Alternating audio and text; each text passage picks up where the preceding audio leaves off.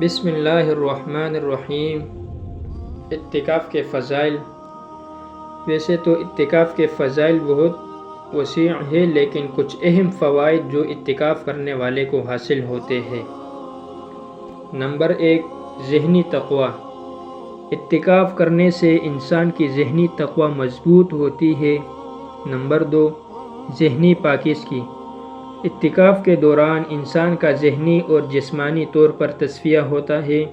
Number 3، دل پر اطمینانی۔